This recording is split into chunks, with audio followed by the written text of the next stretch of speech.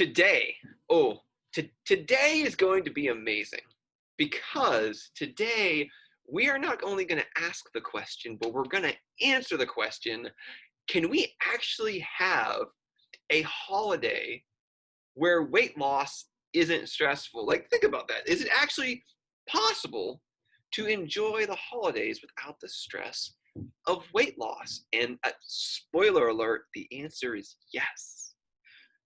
But even more important than the yes is how we get there.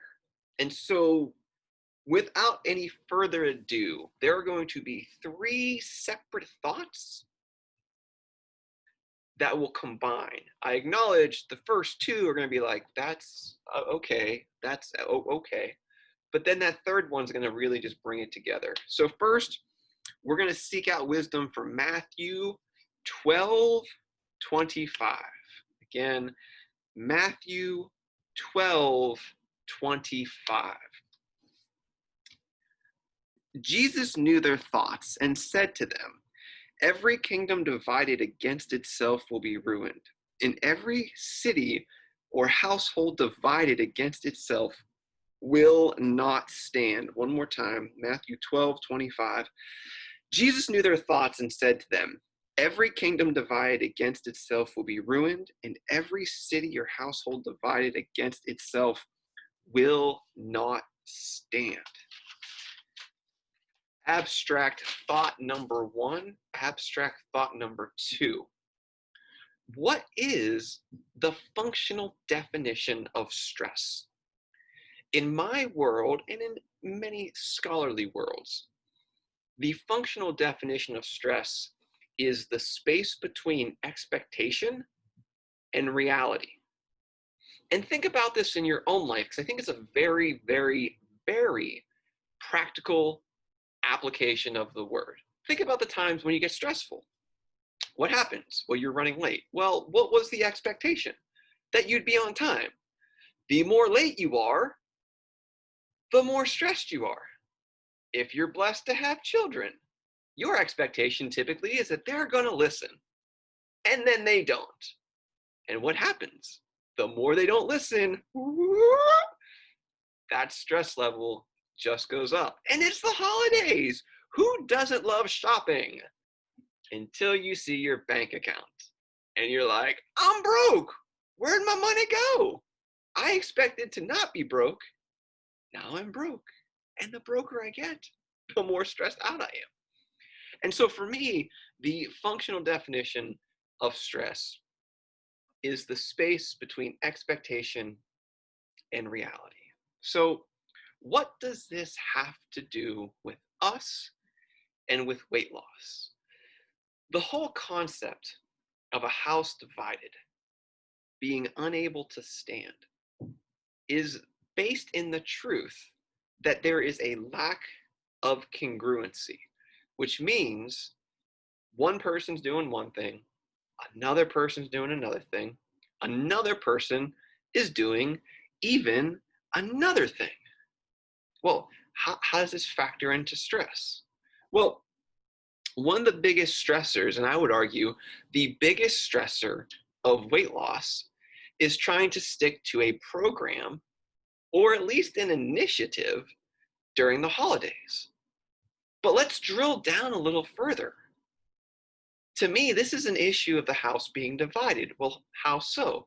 Well, if you want to lose weight, my belief is your expectation is to lose weight. But if you keep snacking, or if you keep indulging, you keep not losing weight. Well, what happens? The expectation and the reality. But then the more you veer off what you feel your path is, and the less weight loss actually occurs, the chasm between expectation and reality gets larger, which is where the stress comes in. Because when you think about it, what's the biggest challenge? I should do this, but I want to do this. I know I should eat this, but I want to eat that. I know I shouldn't drink this, but I want to drink that. It's a house divided. Your mind wants one thing, your heart wants another. Vice versa. Your heart wants one thing, your head wants another. So for me, To identify where the stress comes from is super important, because I believe the foundation of all the holiday stressors in our lives come from us wanting one thing, doing something else, but expecting the results from doing the thing that we didn't do. Which, when you hear it like that, seems maddening. I don't think anyone would question that. But when we wrap it into the emotion of the holidays, it becomes very easy to get stressed out when you feel like you've tried so hard and you've picked no ground. You've made no ground. But the actions tend to support the results, and that makes it super frustrating and super stressful. So, knowing what the problem is, how can we undo this? How can we unravel this? And how can we actually unite the household that is our body so that we have a stress-free holiday, especially when it comes to weight loss? There are 3 things that we need to do in order to make this happen. The first thing to reduce the stress in your holiday experience as it comes to weight loss is 1, you need to make a plan. I know. But when you make a plan, you are in control. And if you're in control, you're basically writing your own destiny. And because you're the one setting the expectations, it's really hard for the reality and the expectation to waver, because you're the one in charge of those expectations.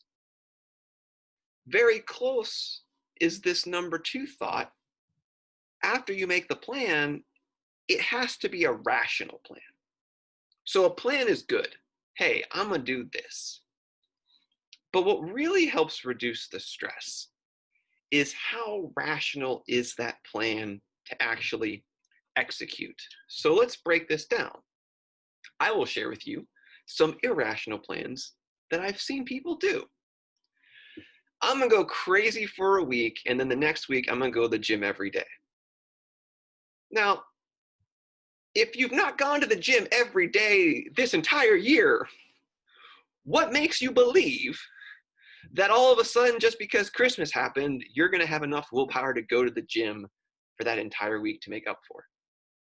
To me, that's an irrational plan, because you can see how you could potentially set yourself up for failure. Now, if you can carry it out, great, but one has to ask, if you could carry it out, what have you been doing the past 9, 10, 12 months? It's not a rational plan based on your behaviors. Another irrational plan is, I'm going to abstain from everything. I am the king and queen of willpower. That lasts a couple minutes, and those minutes are amazing. But then what happens? Well, you just have a little here and a little there, and it's like little cracks in the dam, and all of a sudden you see those Reese trees, and you're like, I am all over this because someone else paid for them. And you have way more than you should. It's an irrational plan. If you're programmed to have all or nothing, you tend to build up this frustration. But you know you. So step 1 of overcoming this is make a plan. Step 2 is make that plan rational. And we're going to walk through how to do this in a moment. But step 3 is eliminate the guilt. For reals, like really reals, like really, like really, really. Because the goal should be, when you make a plan that is rational, to support your original goal. What does this mean? So we make the holidays out like it's this 3-month marathon. But the reality is it's October 31st. My calendar's off screen. November 26th and December 25th. So realistically, when we say the holidays, we take 3 isolated days and we expand it into 3 months. Coming back to the rational side of things, you just got to overcome 3 days in a 3-month span. That seems very doable. Culture will tell you it's not, but culture's been known to do some crazy things. I'm looking at you, fanny packs.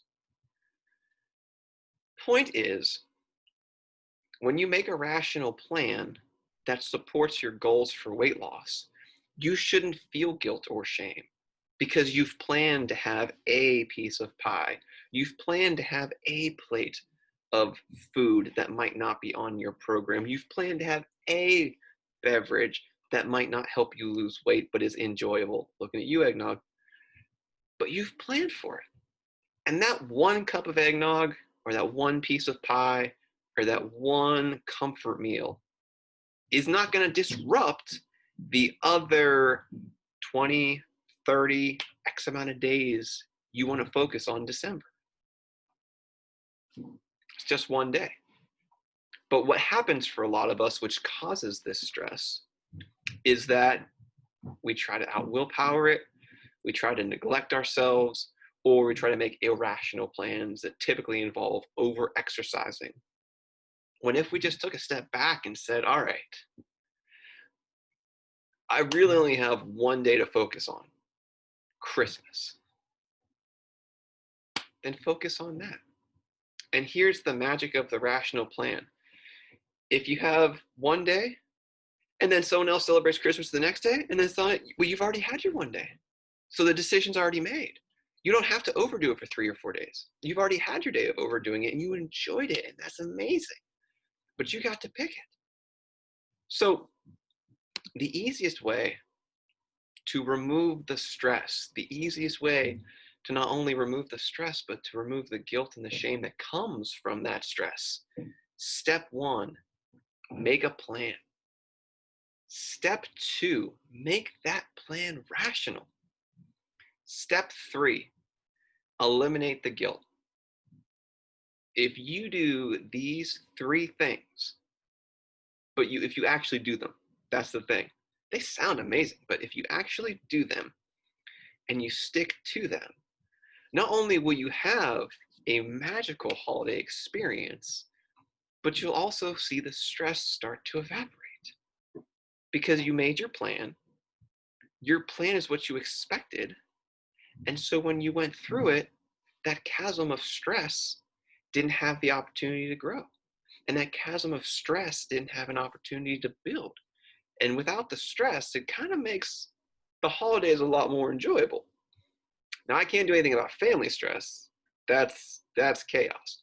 But I can encourage you to not eat your feelings. And you won't if you plan to. Because here's the thing. Bonus thought. We all know who the crazy people are in our family. Like, it's no secret. That's why you eat. That's why you get stressed out. But if you know who those crazy people are, you plan rationally, here we go again, on how you're going to deal with them. If being around Susie always makes you want to drink, then limit your time around Aunt Susie. If you've got to be with Aunt Susie, my assumption is you won't be in a bunker. So try to be somewhere in the house where she is. You can limit that time. And I would almost wager for you to level up and say, if there is that person in your life that makes you crazy around the holidays, give yourself the gift of letting their crazy not make you crazy.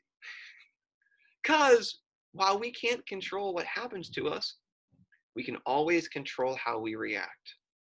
So if you've got someone in your family who just loves to argue with you or just loves to argue in general, wouldn't it blow their mind if you just didn't argue with them this year? Wouldn't it be fun if you were just like, you know what, Charles, you're right. Cleveland Browns are the best team ever. What was I thinking, right? Those lack of rings make them so relevant to football.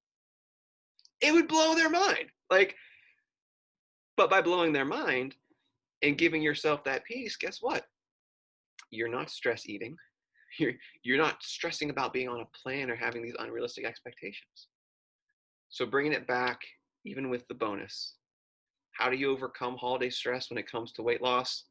Step 1, make a plan. Tell your time and your food and your emotions what you're going to do with it. Step 2 is be rational. Don't be a hero.